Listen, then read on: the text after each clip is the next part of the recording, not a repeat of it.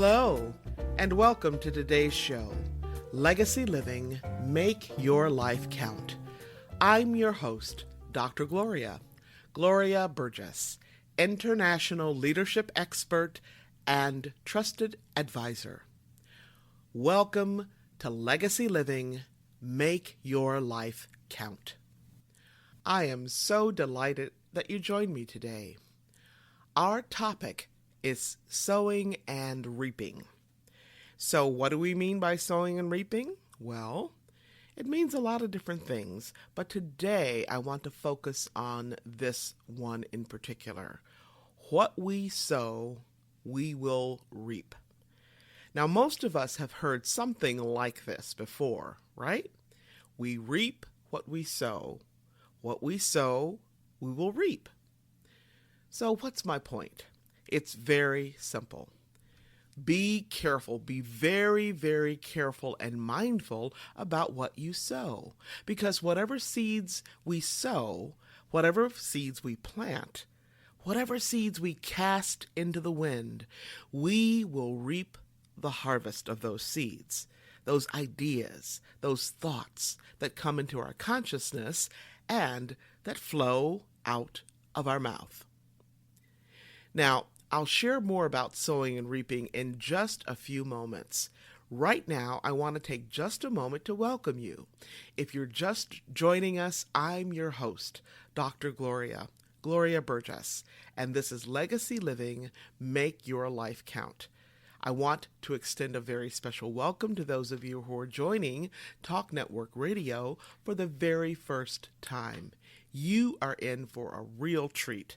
I'm excited to have you listening in today, and I'm deeply honored that you've allowed me to be part of your day, so you can be inspired by ideas and resources to make your life count.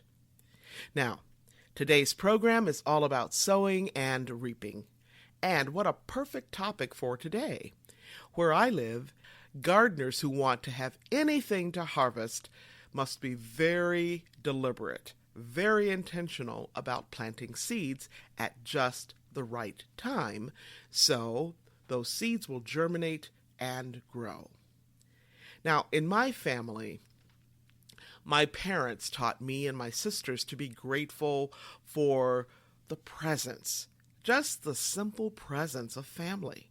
In fact, we thought of family members as a present, as a gift. Now, don't get me wrong, we certainly had our differences. I mean, what family doesn't, right? But when we gather together as a family, we set our differences aside. I'm so grateful that my family had great spiritual wealth. We didn't have much money, but we had a whole lot of honey for one another. So when we gathered around the table for our family meal, we rejoiced in one another. We rejoiced by counting our blessings, and we rejoiced in God, of course, the provider of all of our blessings. Just like most things in life, it's important to understand what sowing and reaping is all about.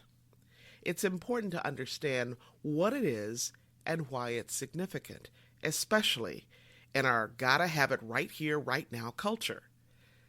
Today we are so accustomed, so used to instant, right? We have to have everything immediately, in an instant.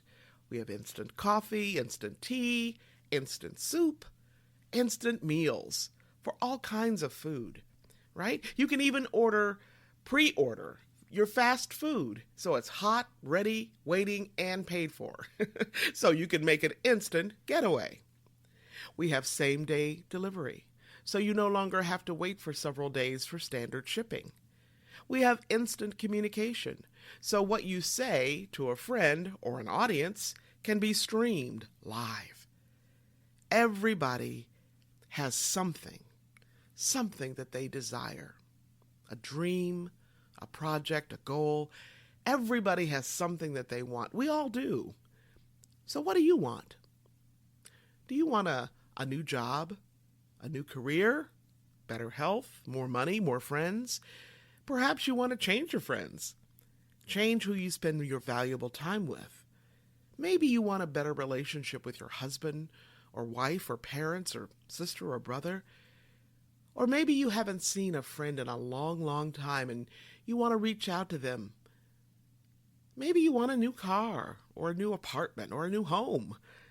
Maybe your kids are grown up and you want to move into a smaller home. Or perhaps you have several small children and you simply want peace of mind. A few hours a day that you can call your own. A few hours a week where you can have an adult conversation. Now, what I'm sharing with you today is about sowing and reaping.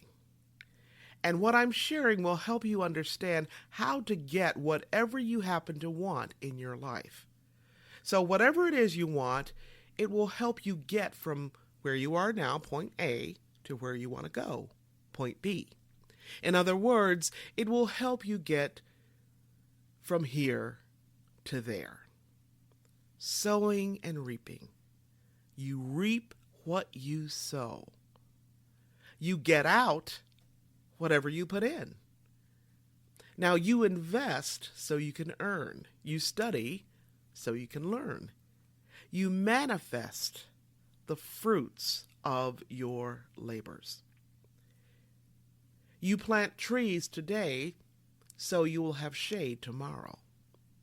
However you say it, however you express it, this is what we call sowing and reaping.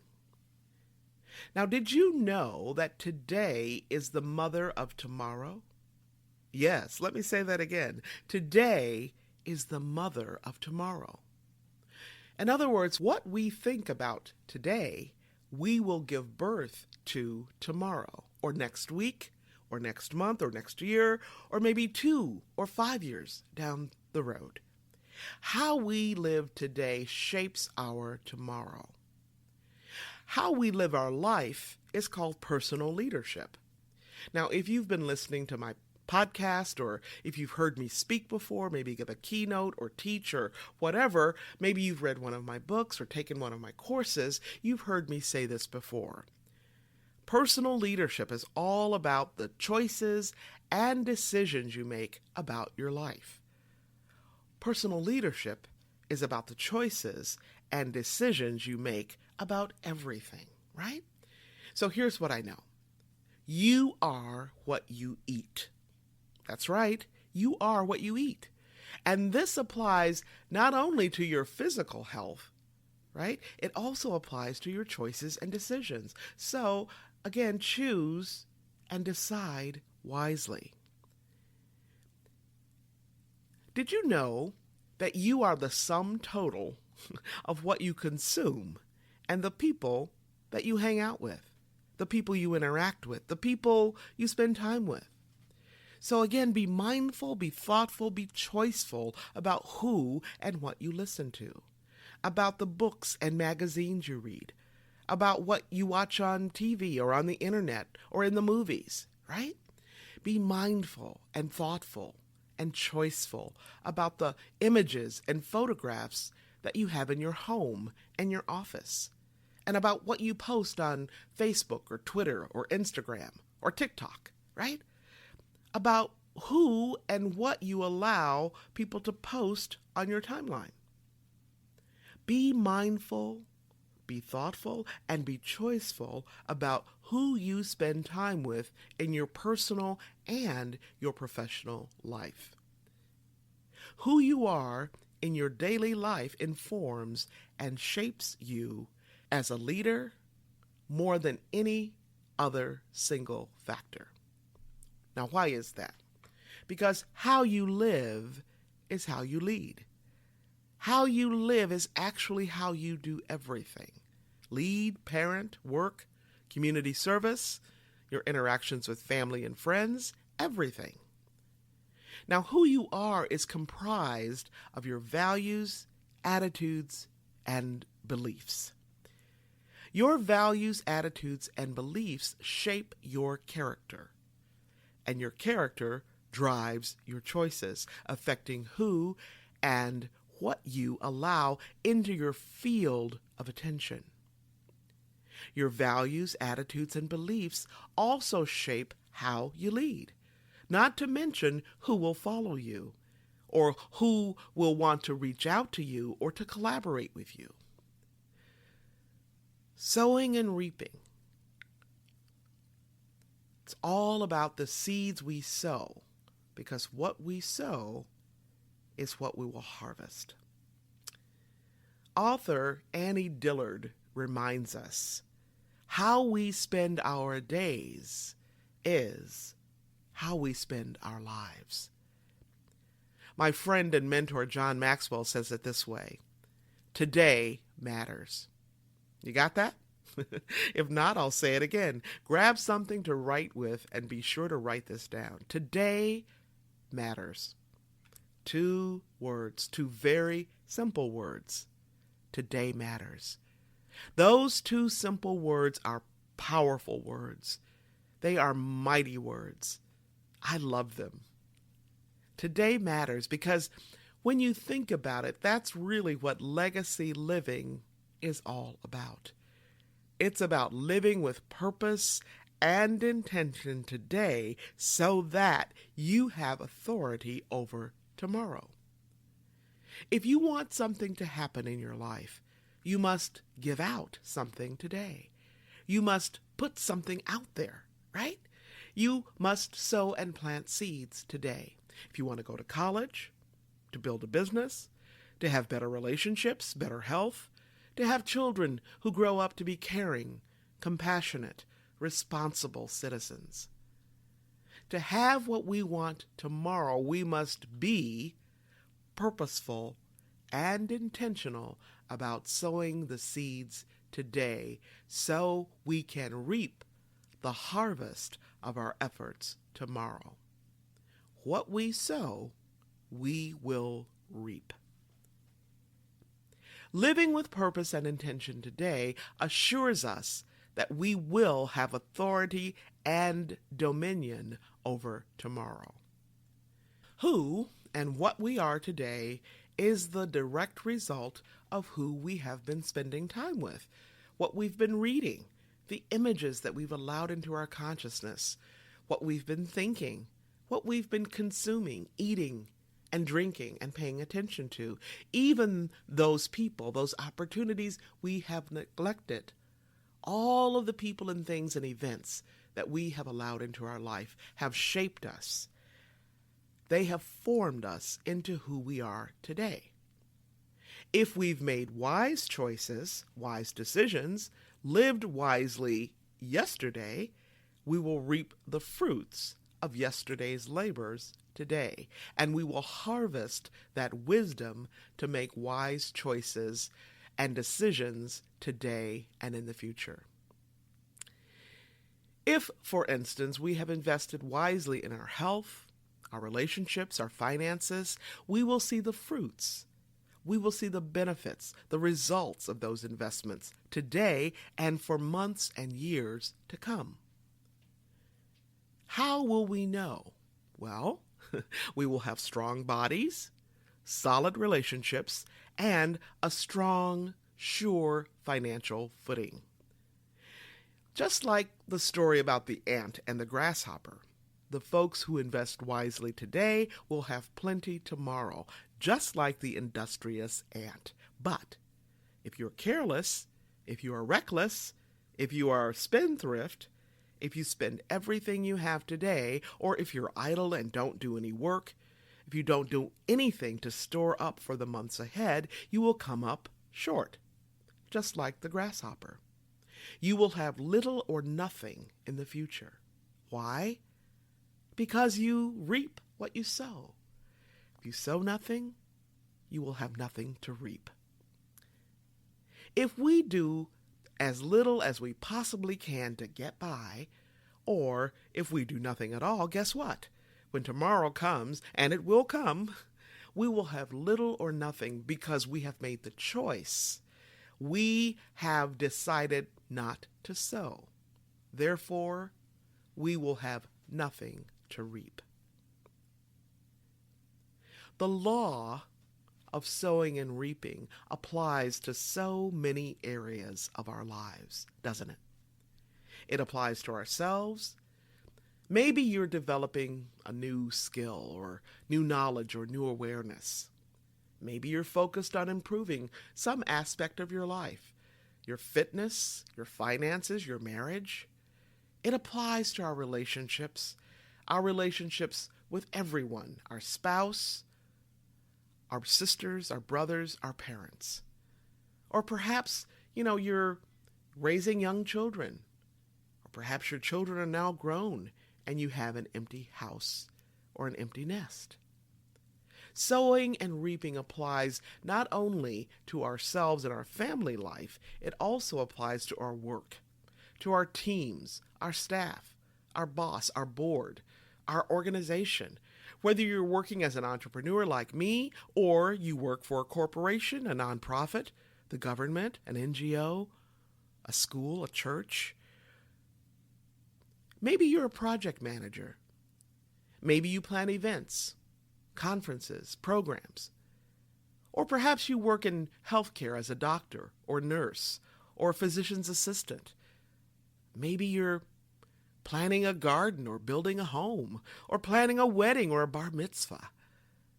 Or maybe you're planning a meal for your family. The law of sowing and reaping applies. Now, I want to take a closer look at sowing and reaping. There's actually a law about reaping.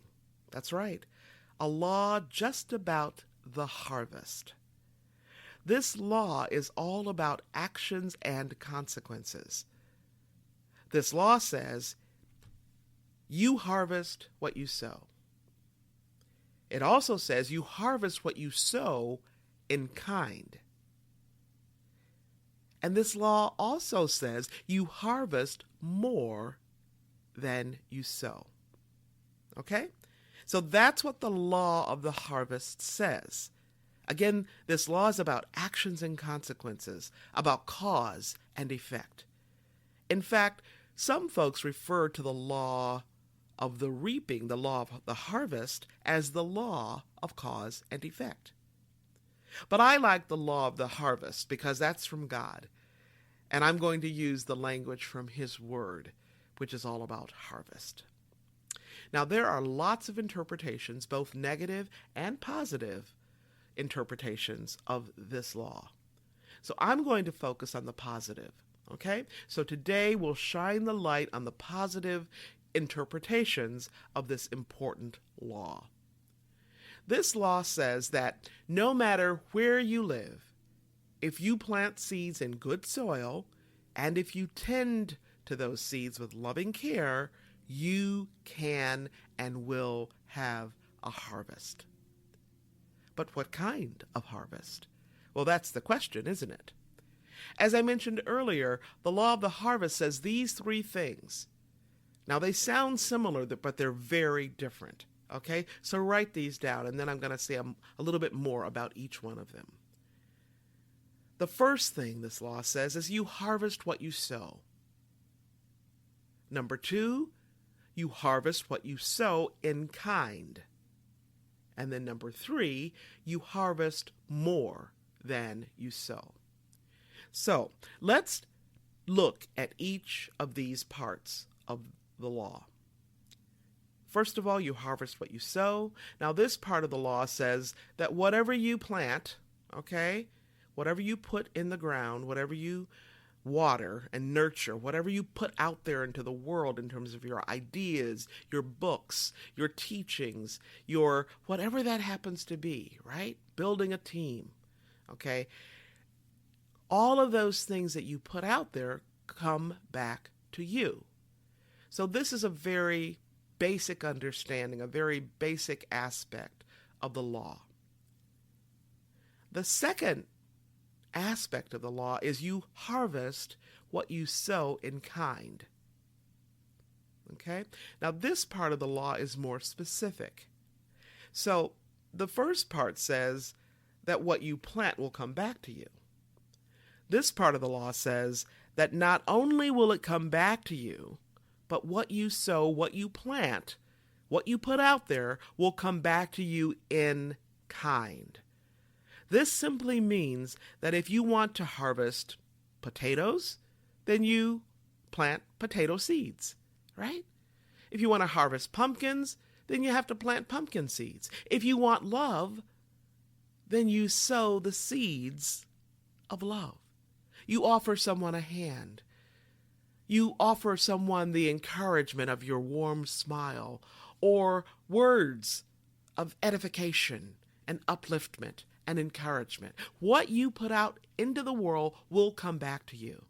What you say to a coworker or your child or a team member or your parent or a friend or a neighbor will come back to you in kind. So you must be deliberate, thoughtful, and intentional about what you put out there, because the essence of what you sow will definitely come back to you.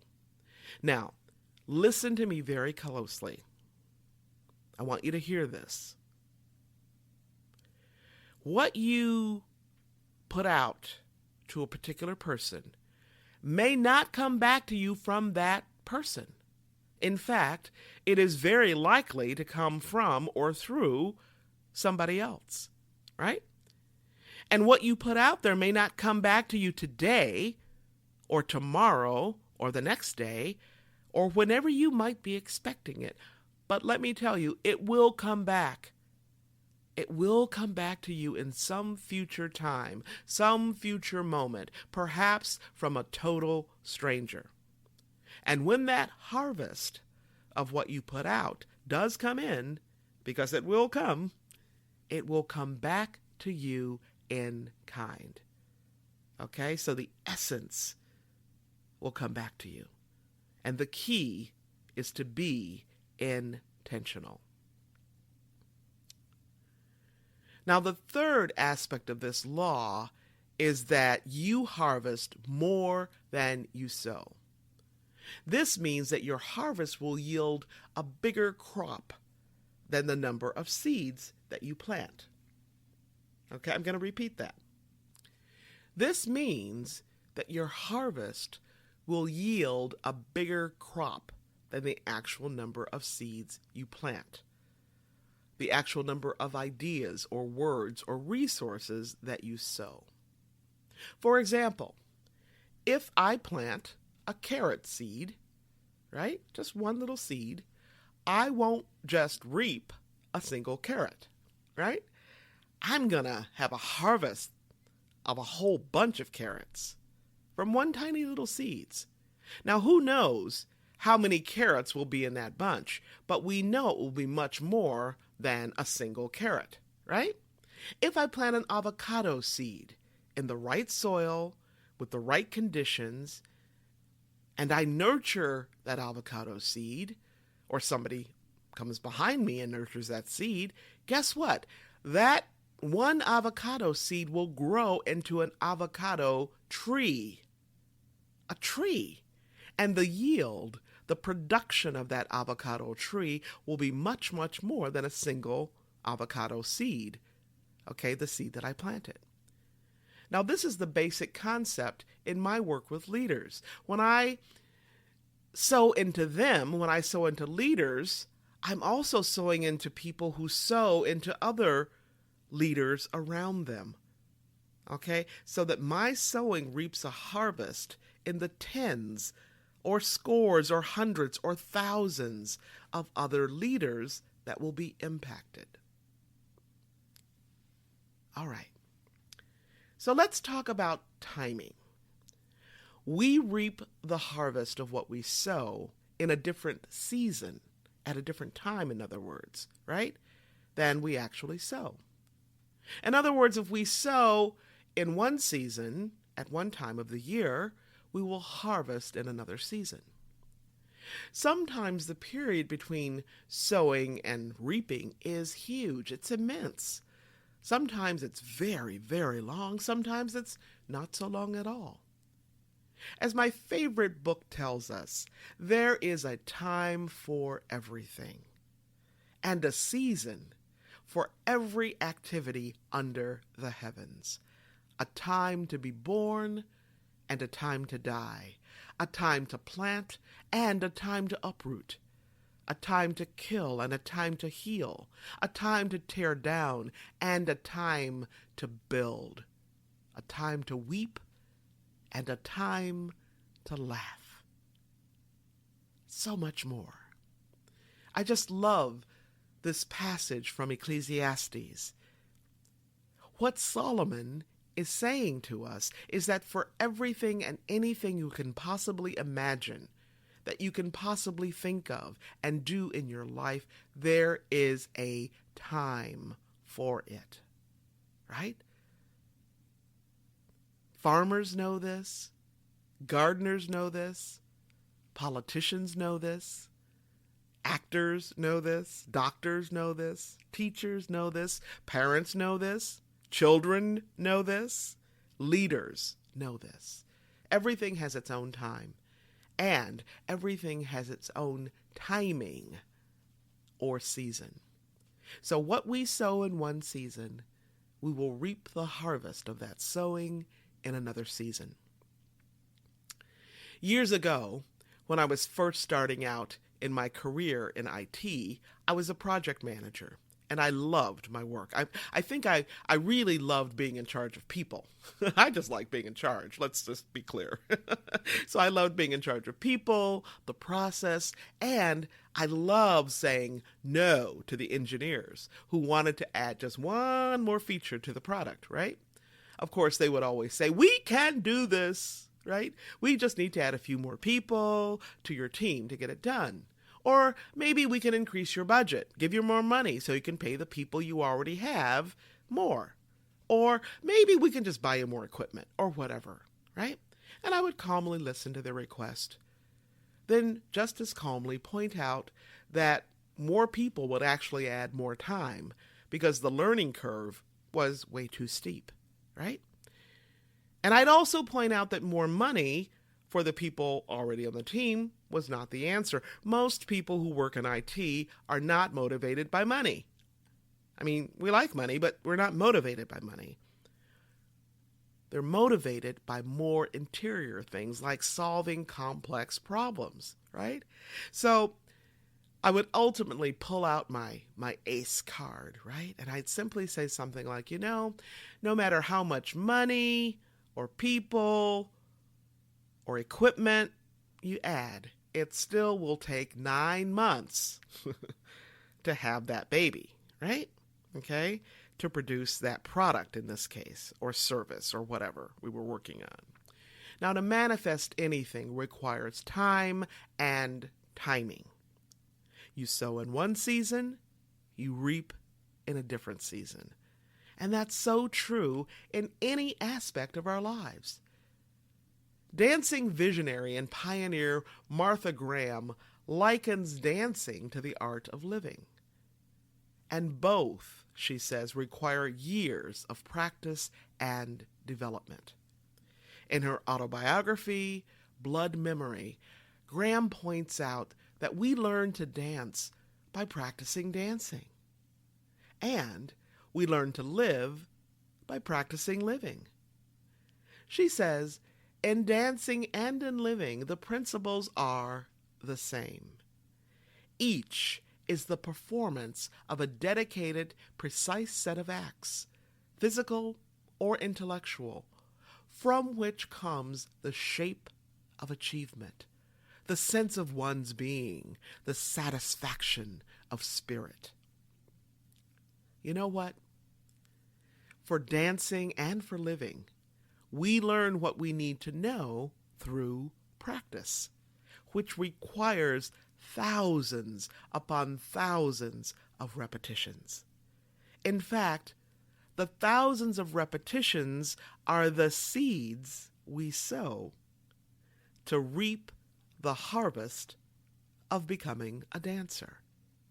In daily living, you learn and master walking, talking, and feeding yourself over several years of practice, right?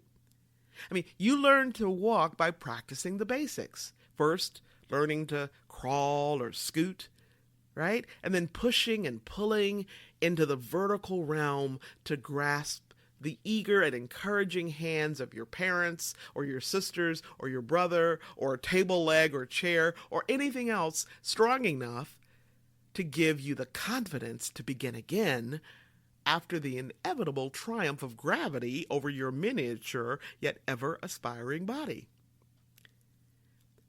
Practice is the act of doing something in some aspect of our lives over and over until the act becomes habit or instinct, so customary, so usual that it becomes integral to your way of doing whatever you're practicing, and then integral to your way of being, inextricably connecting what you do with who you are. I was just having a conversation the other day with a friend, and she said, Gloria, in your writing, you write a lot about gratitude and faithfulness, right? And integrity and creative action and love and vision. And those are the same things we're talking about in terms of practice, right? We get good at gratitude. We get really good, okay, at loving. We get really, really good at being a person of integrity by practicing. Now, dancers learn to dance by practicing the fundamentals of their craft over and over and over again until they can move on to intermediate and advanced levels. Their training is designed to build, strengthen, shape, and hone their body's musculature, their reflexes, and memory. I remember, because I was a dancer. Now, I didn't train rigorously until I was in junior high school. And I'm telling you, you have to pound a lot of floors. You have to plant a lot of seeds to become a real dancer. Graham estimates that making a mature dancer takes about 10 years. This span of a decade in the dancer's training is analogous to the formative years of your life when you learn the fundamental tasks and assignments of living, right? The basic arts of relationship, nourishment, mobility, and possibility. As Graham reminds us, it is no small wonder that dance holds an ageless allure, for, she says, it has been the symbol of the performance of living. I love that. In your life's journey, or your life's performance, some of the most important questions that you grapple with may be questions about your performance in whatever sphere of life that holds the most prominence for you at the time. It could be questions about your work life, your family life, your faith life. It could be questions about your children, your health, your finances. Host these questions looking through the lens of the law of harvest. Host the questions as you would host a special guest in your home. Pay attention, but avoid hovering over them. Consider what you would like for your harvest to be. Then think about and be intentional about what seeds you plant. Not just here and there, not just with some things in your life, but with everything in your life. So ask yourself, what do I want? What do I want in my life? A new job, better health, more money, more friends, children who are loving and kind, or maybe for yourself, you want to be more generous or more grateful. Maybe you want to lose weight or have a better relationship, okay, with people on your team, people in your household. Or maybe you want to reach out to your dad who you haven't seen or spoken to in 20 years. Maybe you want to learn a new skill or a new language. Maybe you have several small children under the age of 7 and you simply want a quiet day, a quiet afternoon. Hey, just a few hours that you can call your own. A few hours a week where you can have an adult conversation. What I'm sharing with you today about the law of the harvest will help you understand how to get whatever you want in your life. Again, if you want to get from point A to point B, it will help you get from wherever you are now to where you want to be. If you want any of those things that I just mentioned, remember that what you want does not just happen overnight. If you want a deep friendship, you've got to sow into that relationship, right? If you want to lose 20 pounds to fit into that suit or tuxedo or your beautiful dress for that special party, you've got to change your eating habits today. Probably yesterday for most of us, right? You've got to start walking or jogging or running or swimming or, getting on your elliptical, right? If you want to publish a book 12 months from now, you've got to start writing those pages today. And you got to keep at it tomorrow and the day after and the day after that. Okay, again, we're talking about sowing and reaping, right? Now, years ago, I read a book by Anne Lamott, one of my favorite writers. The book is called Bird by Bird. I pulled it off the shelf because I was intrigued by the title. Now, the title actually comes from a story about her younger brother. It seems that her younger brother had a knack for procrastinating, for putting things off, especially his homework. Her brother had an assignment to write a paper about birds, and he put it off until the day before the paper was due. Yikes! Well, now he was in a jam. So, her little brother asked their dad for help, since he was kind of short on time, right? Now, aware of his predicament, the dad told the little boy that his homework was his to do. Well, the son pleaded with his dad and asked him how he was ever going to complete his homework assignment since it was already late and it was due the next day. Well, the dad looked lovingly at his little son and he said, "Son, you will write and complete your paper. How? Bird by bird." Now, a lot of us are like that, aren't we? We want what we want, and we want it yesterday. We want it overnight, right? And oftentimes we want it without having to put in a whole lot of work, a whole lot of effort. And truth be told, sometimes we want what we want with no effort at all on our part. Now, people come up to me all the time and they say, Dr. Gloria, I want to do what you do. I want to write a book. I want to teach. I want to coach. Oh, I want to be a speaker. I want to start my own business. Can you just tell me how you did it? In other words, they want what I have, but most of them don't want to put in the time I put in to get from here to there. They want the results, but they don't want the work, right? They want the harvest, but they don't want to go through the process. They don't want to do what's necessary in seeding and sowing and watering and nurturing and turning over the soil and going back again and checking and watering over and over again. Now, how many of you know that if you want to improve your serve in tennis or your pitch in baseball or your golf swing, you cannot improve your game overnight, right?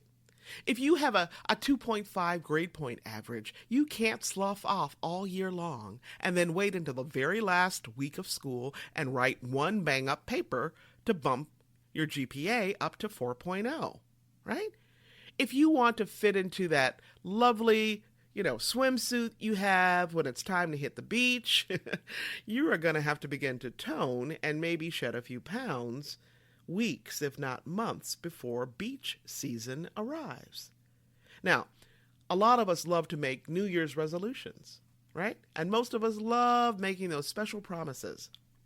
We all want to change our life or kick some kind of habit or achieve some kind of goal in our life.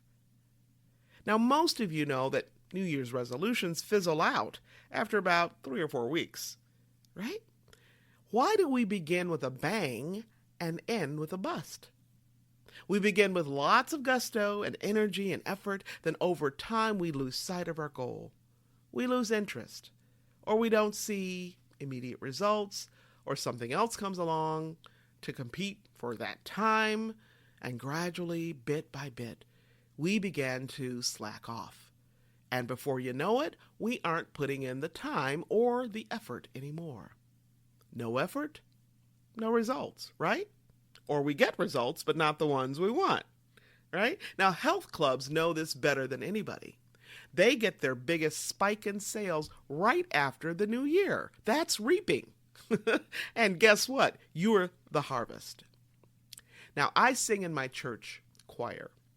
And to prepare for special concerts like special holidays, like Christmas, we actually start preparing many, many months in advance. I mean, people come from miles around. Those who go to the church, those who don't go to the church, they love Christmas. And they love Christmas music. Some of these folks may only come to church once a year just to hear that beautiful Christmas music, right?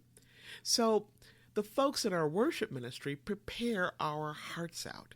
The choir and the orchestra begin preparing for these Christmas concerts before summer is even over. And get this, the choir and orchestra directors actually begin listening to new Christmas music way back in the spring so that they can order music and be ready to rehearse that music when late summer arrives. So that when December comes, we can pour our hearts and souls into singing and playing those exquisitely beautiful Christmas songs that everybody loves to hear. You reap what you sow. We all know the saying that Rome wasn't built in a day. Or, big oaks from little acorns grow. Or, train up your child in the way he should grow, and when he is old, he will not depart from it. However you say it, however you express it, today is the mother of tomorrow. And it's all about the law of the harvest. If you've been listening to this podcast, or if you've heard me speak before, or if you've read any of my books or taken any of my courses, you've heard me say this before. If you want authority over tomorrow, you must live with intention today. Why? What we think about today, we will give birth to tomorrow, or next week, or next month, or next year. How we live today shapes our tomorrow. So, as I mentioned earlier in the show, be mindful, be thoughtful, be choiceful about who and what you listen to, about the books and magazines you read, about what you watch on TV or the internet. Be mindful, be thoughtful, be choiceful about the images and photographs you have in your home and in your office, and what you post on Facebook and Twitter and Instagram, and about what and who you allow to post on your timeline. Be mindful, thoughtful, and choiceful about who you spend time with in your personal and professional life. Because who you are in your daily life informs and shapes who you are as a leader more than any other single factor. How you live is how you lead. It's how you do everything. So we are talking about the law of the harvest specifically, and sowing and reaping. All right? So if you want something to happen in your life, you must give something today. You must sow and plant seeds today. I want a beautiful backyard next spring, which means I must prune my roses in early and late fall. It also means in early spring I need to feed them, right? So that they will come back more vibrant, more robust than ever, right? Now, if I want a beautiful yard next spring, I have to rake and pick up the last of the fallen leaves so that the plants beneath them won't be smothered by the load. It means I have to put parts of the garden to rest so that next spring tender shoots will push forth from the earth. Who we are today is a result of tending to the garden of who we are, of who we spend our time with, what We spend our time reading, watching, eating, the images that we allow into our consciousness, what we think, right? All the things and people that we've been paying attention to, that we've been consuming and processing and metabolizing. We are the result of the people and opportunities that we have neglected as well. So all the people, all the things, all the circumstances that we have allowed into our life or not, all of those people, moments, events have shaped us, have formed us into who we are today. All right? Okay. Our topic today has been sowing and reaping. And we now know that anything you want to harvest, you must be very intentional about planting seeds for that harvest at the right time so that those seeds will germinate and grow. Every day matters. So, if you want to make a difference in your life, remember this: how you live is how you lead. And be sure to listen to this show again and again, and be sure to tell somebody. You can find me right here every single week on iTunes, Audible, Alexa, SoundCloud, iHeart, TuneIn, Spreaker.com, Talk Network Radio, and so many other places. Now, if you happen to miss any part of this week's show or last week's, you can simply download the recording and listen to it at your convenience. You can even listen on the go.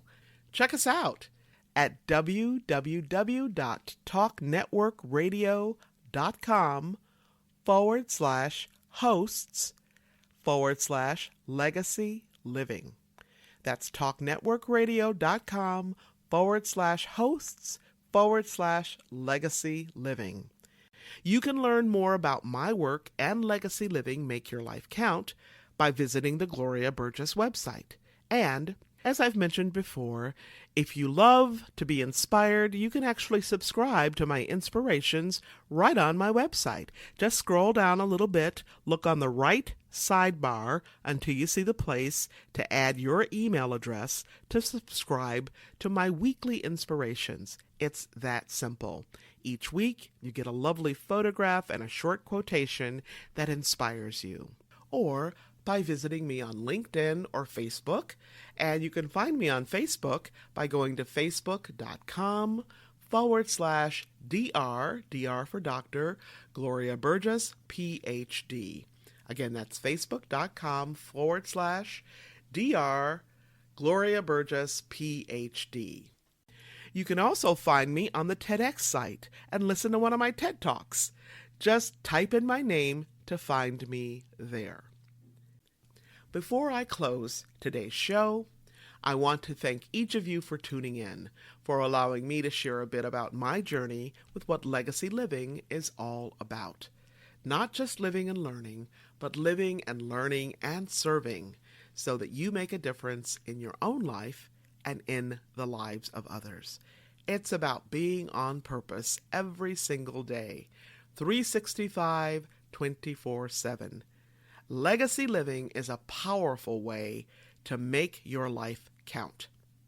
Once again, I want to thank you for joining me for today's podcast. I'm your host, Dr. Gloria Burgess, and this is Legacy Living, Make Your Life Count. Please join me again next time, right here, for another show of Legacy Living, Make Your Life Count. Don't just count the days in your life. Make the days in your life count. That's what legacy living is all about. Have a fantastic day, and remember, make the days of your life count. God bless.